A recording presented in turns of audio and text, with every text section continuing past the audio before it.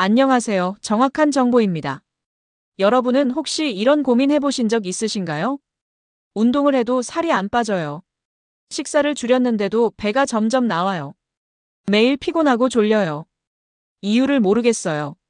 이 모든 증상들, 혹시 인슐린 저항성 때문일 수 있다는 사실 알고 계셨나요? 오늘은 여러분의 건강을 위협하고 있는 설탕과 액상과당, 그리고 그들이 인슐린 저항성과 어떻게 연결되어 있는지를 자세히 알려드리겠습니다. 1. 인슐린이란 무엇인가요?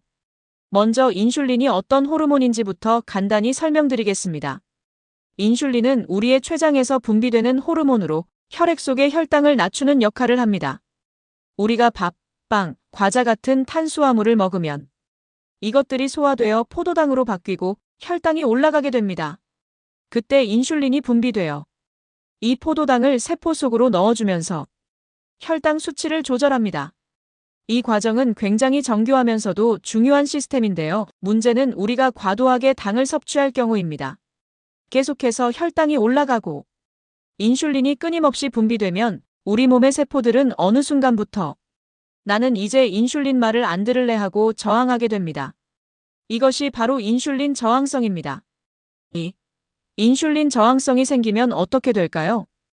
인슐린 저항성이 생기면 같은 양의 인슐린으로는 혈당이 잘 조절되지 않게 됩니다.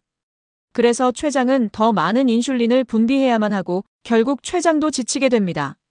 이런 상태가 지속되면 혈당이 높아져 당뇨병으로 이어질 수 있고 지방이 잘 안 빠지고 복부 비만이 심해지며 심혈관 질환, 지방간, 고지혈증 등으로 연결될 수 있습니다.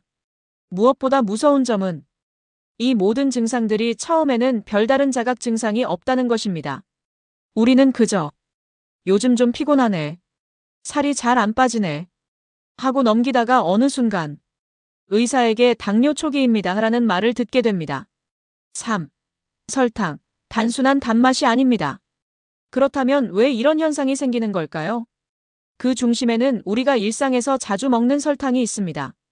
설탕은 우리가 아는 단맛을 내는 대표적인 성분인데요. 구조적으로는 포도당과 과당으로 이루어져 있습니다. 이 중 특히 과당이 문제입니다. 과당은 포도당과 다르게 간에서만 대사되는 성분입니다. 즉, 과당을 과도하게 섭취하면 간이 그걸 다 감당해야 하고 그 결과 간에 지방이 쌓이게 됩니다. 이것이 바로 비알코올성 지방간의 원인입니다.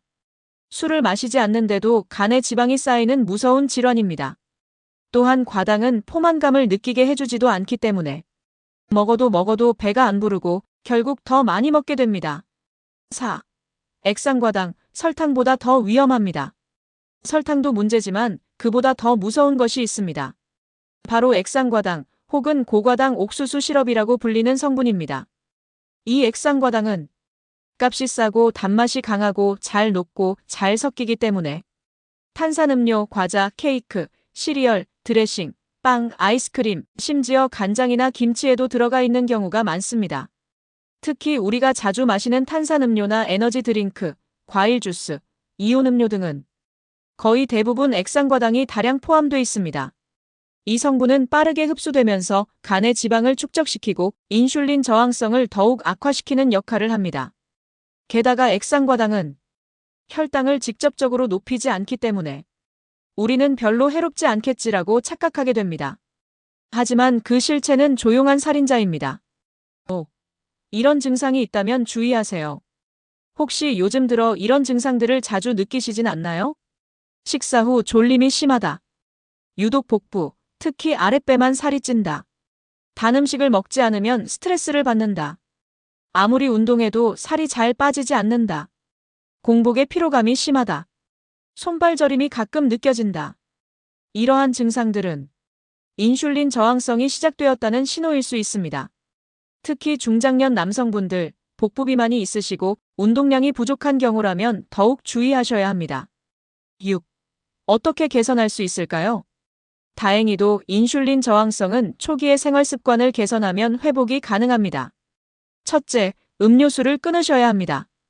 탄산음료, 과일 주스, 커피 믹스, 이온 음료 등 대부분 액상과당의 덩어리입니다. 물, 탄산수, 무가당 차로 바꿔보시는 것을 추천드립니다. 둘째, 식품 라벨을 꼭 확인하세요. 고과당 옥수수 시럽, 액상과당, 콘시럽 등 관련 문구가 있다면 피하시는 게 좋습니다. 셋째, 가공식품을 줄이고 자연식으로 바꾸세요. 흰쌀, 밀가루 대신 통곡물, 단백질 섭취 늘리기. 신선한 채소와 제철 과일 중심으로 식사 구성하기. 넷째, 규칙적인 식사와 간헐적 단식을 시도해보세요. 일정 시간 공복을 유지하면 인슐린 감수성이 높아지는 데 도움이 됩니다. 오후 6시 이후 금식 다음 날 아침 식사. 다섯째, 적절한 운동을 꾸준히 하세요. 무리한 운동보다 꾸준한 걷기, 가벼운 근력 운동이 더 효과적입니다. 마지막으로, 여러분의 건강은 갑자기 무너지는 것이 아닙니다.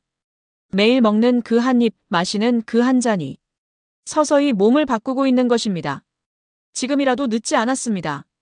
당 섭취를 줄이고 생활 습관을 바꾸면 인슐린 저항성은 충분히 개선될 수 있습니다. 건강한 삶, 건강한 노후, 그리고 활력 넘치는 매일을 위해 지금부터 실천해 보시기 바랍니다.